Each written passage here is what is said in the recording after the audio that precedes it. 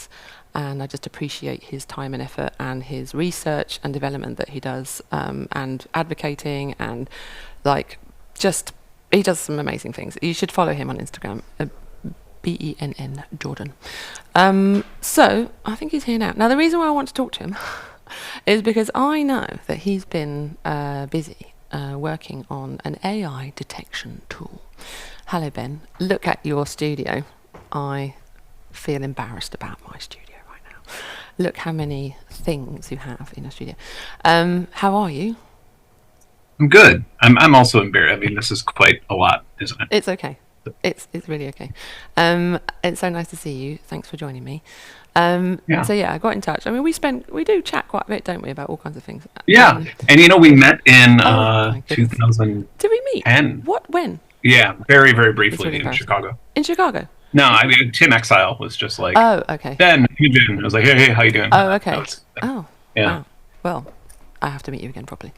Yeah. Tim Exile, mutual friend, genius. Actually, I'll be playing later with this incredible machine, this incredible software that he developed called Endless.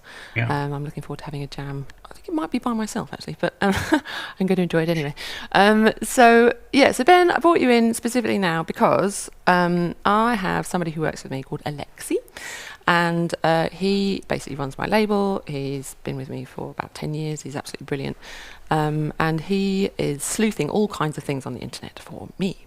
And one of them is dealing with the incredible amount of unofficial tracks that go up on Spotify or iTunes or wherever it is, Apple Music, which have not been authorized. And sometimes, I mean, it's not just Headlock, it's like loads of songs.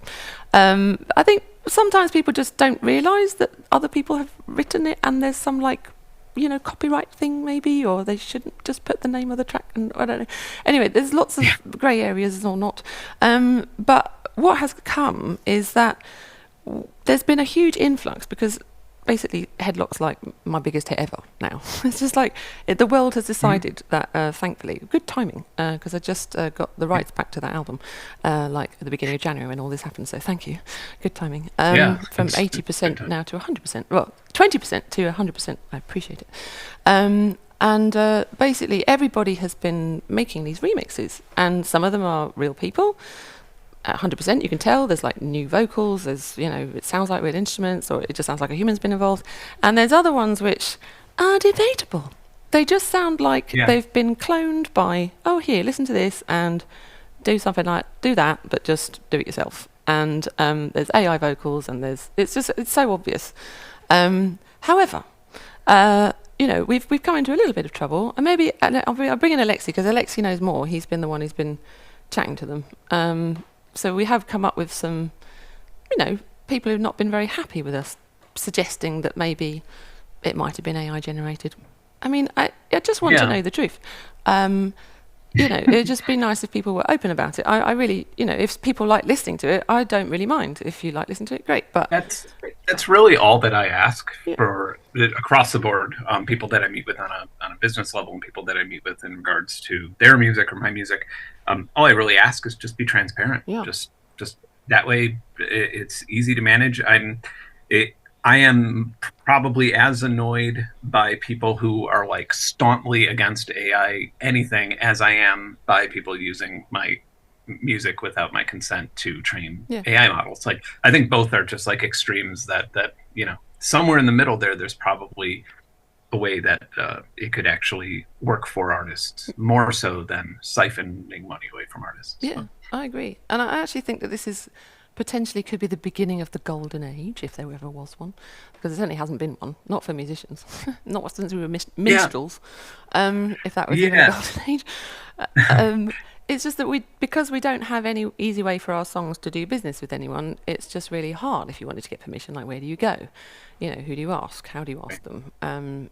Often the creative flow just starts happening and you just want to get on with it. So I do understand that, which is why for a long time I've been trying to make it as easy as possible for people to get permission or to know that I'm genuinely up for it, but just get in contact. But what we've been doing further to that is now making it easy for people to go and get permission to even get the stems themselves. That's going to be happening tonight, because basically people sell the stems of Headlock, which they have no jurisdiction to do, and they go and they pay money to a company that I won't name them, but there are these platforms where you can go and they say, oh yes, you can just download this. Oh, what's happened to my screen? Signing in on another device. Hopefully, can you still hear me? Yeah. Good, because I can't see you. Yep. So basically, I've completely lost what I was going to say. Nope, it's gone. It's entirely gone. See, it's gone. Probably wasn't that interesting. Michael might have I could. gone. Yeah, you good? No, I could. I mean, it's interesting because that happened to me 10 years ago, where people would take my music and then resell it as a beat or something like that, and then it would get copyright flagged, and people would come to me and complain and say, "Hey, I bought this beat for $200," and it's like, well, I didn't sell it to you. Exactly. I think like at the end of the day, I start wondering, like, would a better way to rebuild everything be to support artists more directly and stop treating intellectual property as a commodity, and instead treat artists as, I guess, service providers for their creativity, like through Patreon and things like that. I feel like that's worked out well for me, and I'm more in touch with my community now and stuff like that. Yeah, no, I think so. There is room for all of these services. There's room for everybody has their own workarounds or ecosystems. But it takes time to get there. It takes time to find out what's available. You know, I know that even on Patreon, you can't put your music up there, right? You're not actually, I don't know, maybe that's not now, but I remember there was a time where I have like a massive archive on mine that just has everything, because I generally treat my music as close to open source as it could be. Like, I don't really, I've kind of stopped being a policeman about it, just because people do it anyway. And if you allow them to do what they want in a way that's acceptable for you, then that's the win-win for everyone. But it's been anyway, so I don't know why Alexi is not here. I'm hoping to see him on the and I've got this thing on my screen right now, if anyone can tell me why. It says signing in on another device. Am I supposed to say allow? If anyone's got my comms and can hear me. I've got something here that says signing in on another device. Okay. Click allow. I'm clicking allow. Even though it looks like there's just me, there's actually 15 people here today and a lot of sushi. I can't see him anymore. Nope. Oh well. Oh, there he is. Nope, there's me. Okay, so let's. What is happening with Alexi? Okay. Because what we were going to talk about was, well, would you talk about your tool that you've made, this detection tool? Yeah. I mean, there's a pretty big race to create a tool that can decide if something is AI or not. And generally, I aimed for the part of the process when somebody uploads music to something like DistroKid, where they're asked for, generally like a 48 kilohertz 16-bit WAV file. And this basically detects discrete cosine transform, which is a type of algorithm that's used for audio file compression. And the thing is, so in a WAV file, when you upload music to DistroKid or something like that, your music is generally expected to be uncompressed because they're asking you for your master. However, when all of these models were trained, like Udio and Suno and stuff like that, they just scraped Spotify and YouTube, and so it essentially, instead of trying to find an element that is AI, it's just finding this massive, basically there are tons of artifacts from discrete cosine transform in all of the training data. And so one of the questions that a lot of people have asked me is like, well, what if they start training on the masters instead of compressed files? And it's like, well, then they'll need my consent. So that's good news. Yeah. But then, it's not required anymore because people are being paid. So fair. But is this something that could sit in between then? Yeah. We would like it to happen with the DistroKids and the Symphonics of the world, to be able to have this as a filter to kind of ascertain whether, this looks like it might not be official, or it might be. Well, when I came up with it and I started testing it, I immediately hit up distros, and so far the only distro that's been receptive to it is Symphonic. Yes. And they, same. Yeah, I actually am moving my entire catalog there because or because they're just so incredibly receptive about this stuff. Mm-hmm. And right now they do have a thing where when you upload music there, you have to disclose if it's AI or not. Mm-hmm. Which is, it sounds like most people probably think that TuneCore and DistroKid and all these things don't allow AI music, but like they do, and they don't even require it. Yeah, right. Yeah, and so it's at least a giant leap for them to do that. And then I've been in talks with them about future things that we could do. So it's I mean, this is like the kind of,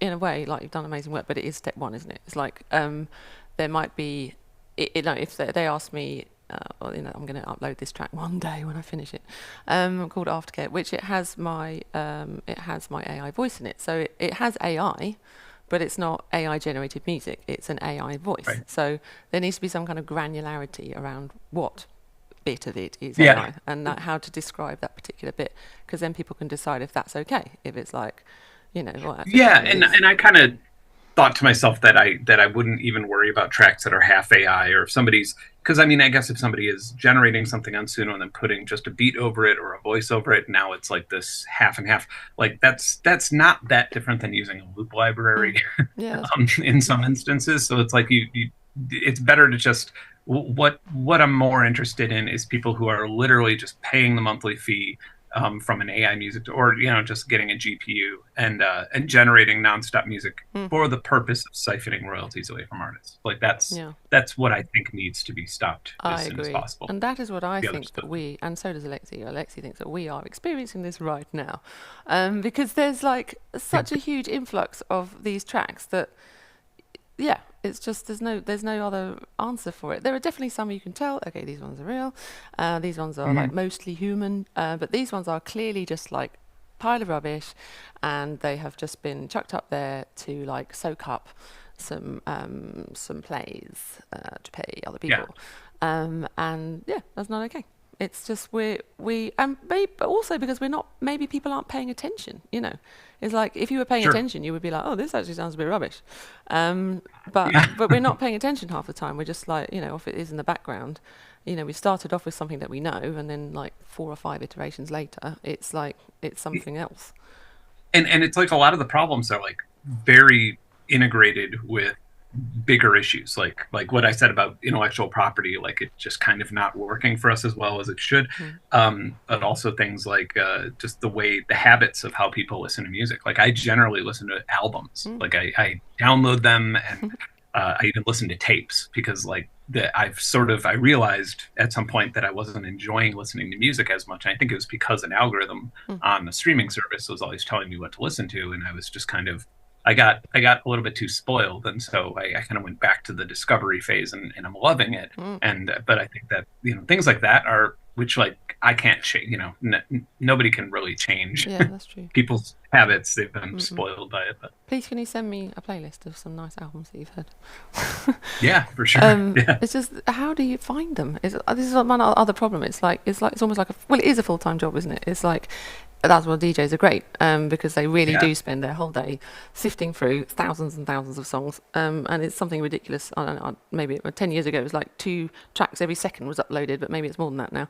And it's just impossible to keep track of it. And I think, in the same way that you might have, this device or this kind of software in between to detect certain things, such as yours, it would also be nice if at that point there could be this, huge amounts of tagging, metadata, kind of discoverable tags, so that if you wanted to find a piece of music that was using a particular keyboard or had a particular vocal range or in a particular language, or maybe you can do the language. Actually, you can't search language, can you, on Spotify or on these things? But it would be so nice if you could. If you could search particular types of instruments, like really quite random ones, and that if people discovered actually this was a way to find instruments or to find songs because you were outside of the norm, it would lead you to discover more music outside of the bubble that you're being presented. The most comprehensive music library with tagging and with like rigorous data rules and stuff like that I've ever seen was a piracy website. It was What CD back in the day. Oh, right.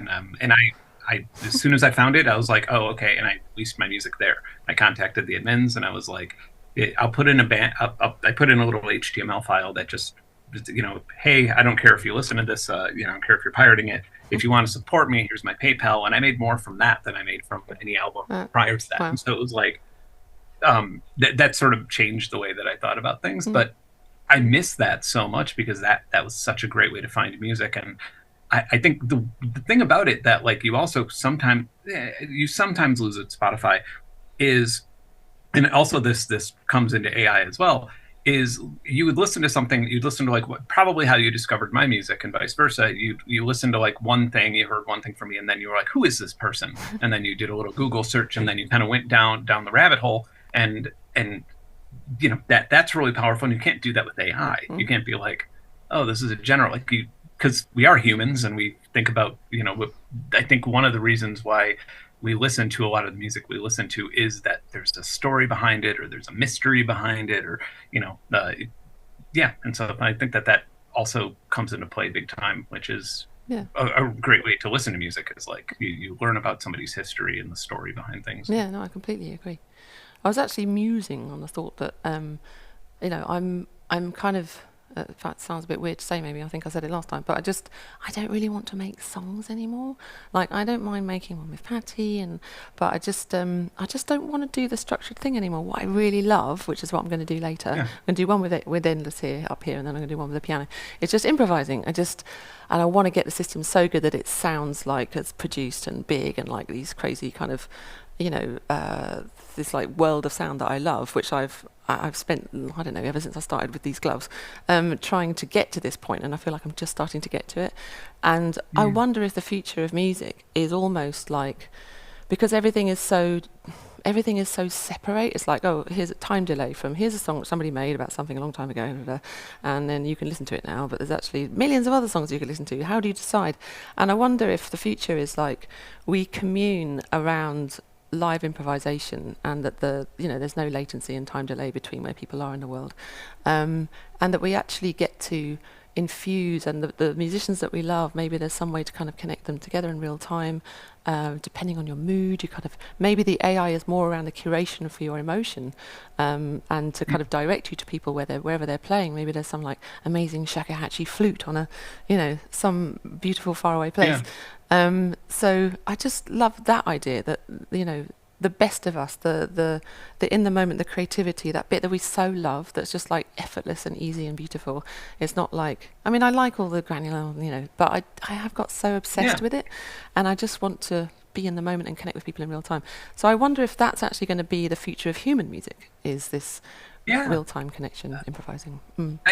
I think, like, when I think about music in general, and when I think about why I love it so much, I think one of the reasons is because when we speak to each other, it's really good for specifics. Like if I tell you directions to somewhere, or the name of something, or describe the color of something, but like other than that, like all of our feelings are quantified into these words, and there's all this space in between them, and I feel like music kind of fills that void, where like I can only tell you how I feel today, so but through music I could really fill in that gap and do the whole thing, and we all learn it. Like a baby can only communicate that it's excited, slamming its fingers on the piano. And then like a younger child can make a happy or silly melody or a sad melody, and then when Herbie Hancock can make a melody that can literally make you think of Manhattan or something. And it's like, it's crazy how advanced his language is, but in that voyage, you feel everything that he feels, and you can then project it onto your own situations. And I guess that sort of goes back to what I was saying earlier, where like that human element is so important. And I don't see the positive news about AI is like, I don't really see how that's going to be replaced, nor is our love for making music going to be replaced by AI. Yeah, I'm with you there. Yeah, amazing. Well, I don't know what's happened to Alexi, but what I was going to talk about a little bit was how we were trying to make it easy for people to do the right thing at the moment, because we just have like, I mean, maybe you don't need to be here for this, I don't know, but I'll just quickly say, because I don't know if he's going to make it. Sure. Basically, we've been building Auracles, as you know, and it's been, kind of started off called mycelium, then which is like everything about the person or the creative that you want to share publicly or privately that would kind of interlink with all the services. And then you have the Oracle of work. So whether that, like Oracle IP, so that could be like a song or a photograph. And at the moment you can aura drop a song and you can chuck it through this little thing and it will describe the semantics, emotional kind of score of your music. It will describe it in words, so you can have a description about your song, and it's quite fun, and it can detect instruments. Obviously it's not always correct, and it's a good starting point because it's hard to describe music, and it will give you the tempo, the key, and all that stuff. So we have done that, and then once you've done that, you can add your stems to your track, and then people can now take stems of Headlock or other songs of mine, and they can just go start to remix it. And I'm getting somebody over here who's trying to say something to me in my ear. Yes? Alexis not going to make it. It's endless jam time. Okay, so that's sad. Well, maybe one day you'll all meet Alexis, who's like the backbone of everything I do, and is the reason why all these lovely things can happen. But yeah, if anyone is online and is interested in remixing anything, you can have it tonight. We'll be having the actual stems of Headlock, which will be free to download, because basically there are companies out there who are charging for it, and it's annoying. Because then they put it up and they feel entitled that they're like, no, but I paid 200 whatever, 20 quid, and they're like, no, that's my song, and they shouldn't have done that. And then they take it down and you're like, okay, good, and then 5 seconds later it pops up somewhere else. Right. So so we're just gonna, like, if people want to do that, just make it easy for them, and then I do believe that people will do the right thing if it's made easy for them.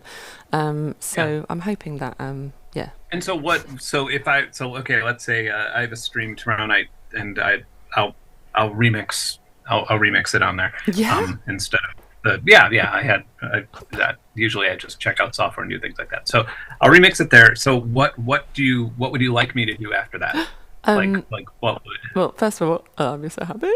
Let's say it's not a piece of shit song that I made when remixing it, but let's say that I did a good job. Like, what if I wanted to share that? Like, so what should I be telling people? So then, if you wanted to share that, we ask that you. So basically, there's not like a remix tool. It's just literally the stems. So you just download them and put them in whatever.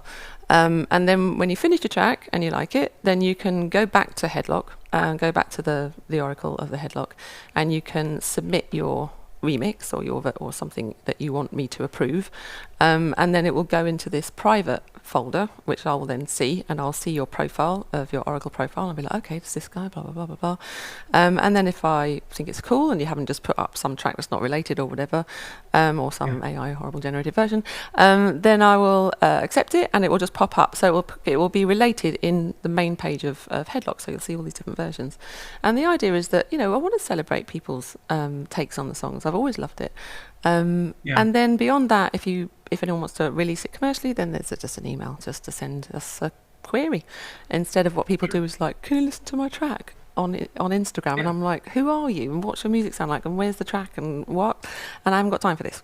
So we're just trying to make it easy, basically, for people to do that for us. When not to use this artist as an example for anything other than this, but when Kanye released Life of Pablo, he released it exclusive on Tidal, and and I listened to it, and I think they're listening to it at my boxing gym, and then he expanded it to Spotify and some other places, and some things had changed, like a vocal had changed, some things were removed, some things were, and they weren't like huge adjustments, but they're slight, and that blew my mind. Like he released a 1.1 to his album, and it just all hit me at once, where I was like, why are we making albums? Like, this makes me, like, why is music this tombstone that we can never touch again, when it could be this living thing? Because my biggest problem at that time was that I would release an album, and then I would look at social media and people would say, oh, he's still making music, because it had been like a year or two, and it's like, well, I didn't go into HVAC, like I'm here. But that would keep engagement high. I would be checking all the artists I listen to consistently, and I feel, but the other part of that kind of ties into what you were saying, is you could also give the ability to other people to make their versions and update them. Sure. When NFTs became a thing, that was what I was excited about. I wasn't like, the thing that excited me about that technology was like, oh, maybe this is a mechanism that can do that without having a central server. But we all know how that went. But yeah, in the future though, I mean, I really like thinking of music as a collaborative effort with musicians and their fans. Yeah. Much like Endless, which I'm going to dive into Yes. now. But anyway, it's been a joy talking to you. Thank you so much. I'm sorry Alex didn't join us, but one day you will meet. And like, really appreciate all the work you do. It really, like, inspiring. I love reading your posts and learning about what you're up to. If I can keep up to date with half of it. And I recommend anyone watching to go and follow Benn Jordan, Benn Jordan. He's a very inspiring character and great music. One of my favourites. Likewise. So, likewise, all right. Of course. I am going to make some music. Haha. Lots of love, Ben, and have a wonderful day. Yes. Enjoy. Bye. Bye. Oh, Ben. Such a lovely, lovely, lovely, lovely creature. Right. I am going to do some stuff on this now. Just because I can, and I just want to get down to making some music, but I do want to cover those two things first. And I'm sorry that Alexi couldn't come up and show you what we're doing, but maybe Andy, after this I might show you what we're doing with Auracles and what it looks like. So what I've got up here, I know you can see my screen, or at least one of them. I've got my MiMU Gloves on my left screen, and I've got Endless on my right screen. And I was going to have a jam, but I just didn't get around to inviting anyone because I'm an idiot. No, I'm not an idiot. Yes, I am sometimes. Anyway, so I'm going to. By the way, I don't know why I talk like this.